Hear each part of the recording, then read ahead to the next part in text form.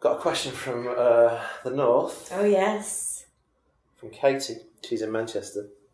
Hello, Katie. Right. Thank you, Katie. Now, I see on your LinkedIn that you're part of the executive committee at WACL, Women in Advertising and Communications London.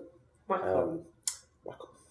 I saw a stat, I've seen this stat, claiming that there's a 28% gender pay gap in the creative sector.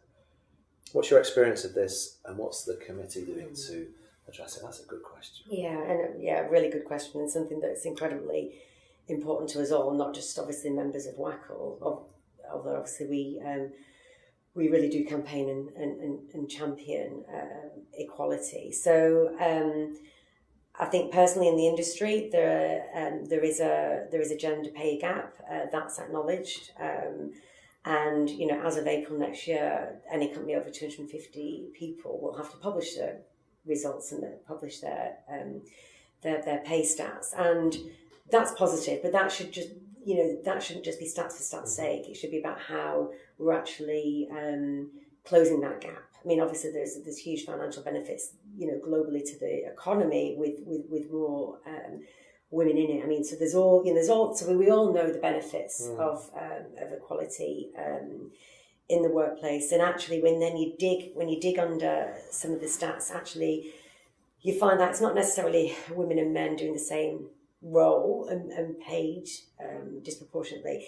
It's actually the number of senior women in organisations. Right. So it's what we can do to help promote more senior women. And then also there's also some quite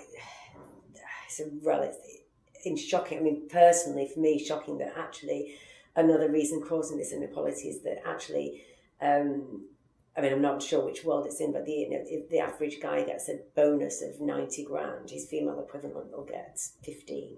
So it's really, it's those things that are driving it. But what we actually did at WAC, we ran an event, an equal pay day event, and we had various members on the panel. I had people from Virgin Money, another from a consultancy group, and it was a really interesting debate about what we can do, what are the big things, but also what are the smaller things we can do. So as individuals and as anybody in an organisation, especially leaders, it's almost calling out that unconscious bias. So I think this is kind of what we're facing, where you may have a woman who's either of that age or is about to go on maternity leave or back from maternity leave, and these almost assumptions are made, she's having a baby, she won't want that managerial position, or, well, let's not. And also, I would say, even almost from a protective point of view, that, look, let's not put her under that pressure, because she's got other actually really important things in her life. But I think it's about opening up the conversation and calling that out, that, look, well, how do you know she wouldn't want to go for that, or have... And so I think there are little things that we can do, not just around pay, but how we do operate at work.